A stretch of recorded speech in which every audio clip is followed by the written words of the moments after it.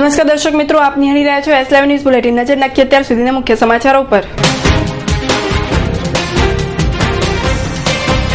કમોસમી વરસાદથી મરી મસાલાના પાકને નુકસાન, ખેડૂતો ચિંતિત।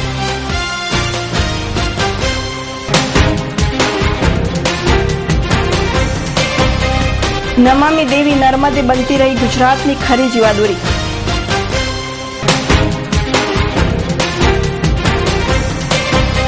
આવશે રેલ બજેટ, દર વર્ષે ગુજરાતને થાય છે અન્યાય।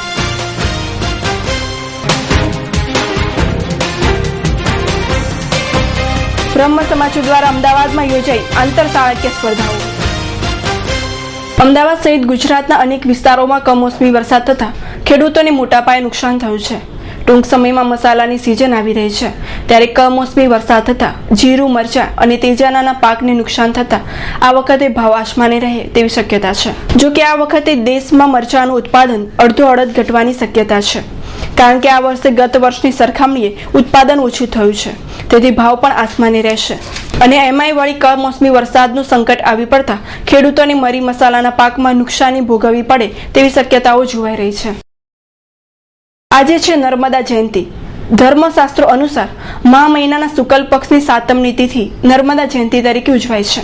નર્મદા નદીમાં તમે અનેક વખત ડૂબકી લગાવી હશે અને મૈયાના દર્શન પણ કર્યા હશે।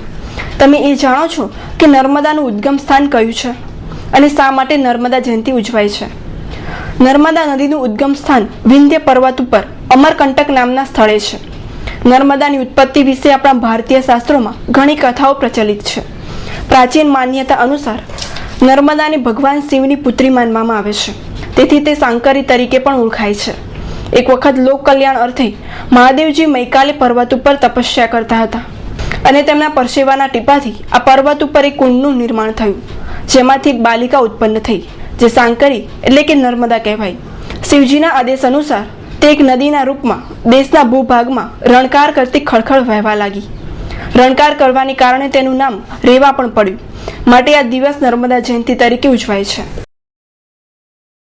અગાઉના રેલ બજેટમાં રેલવે મંત્રાલયને અમદાવાદ માટે ડબલ ડેકર અને બુલેટ ટ્રેનની જાહેરાત કરવામાં આવી હતી, જેમાં અમદાવાદને ડબલ ડેકરની ભેટ તો મળી, પણ હાઈસ્પીડ બુલેટ ટ્રેન માટે હજી સુધી રાહ જોવાઈ રહી છે।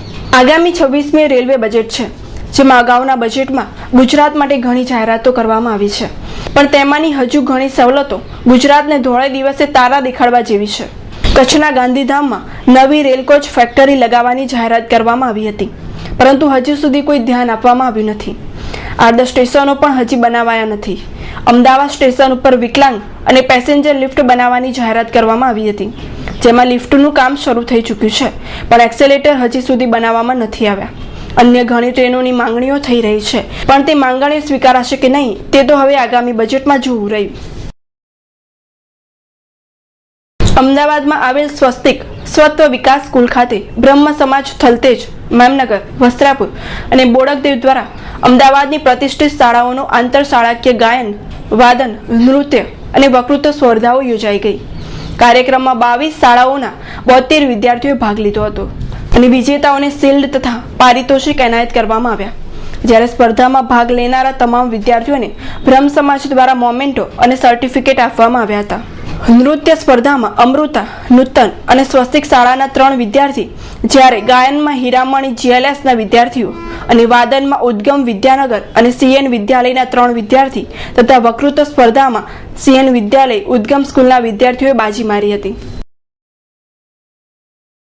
તો દર્શક મિત્રો, આ હતા અત્યાર સુધીના મુખ્ય સમાચારોની ખાસ ગતિવિધિ માટે આપ નિહાળતા રહો S11 ન્યૂઝ બુલેટિન। નમસ્કાર।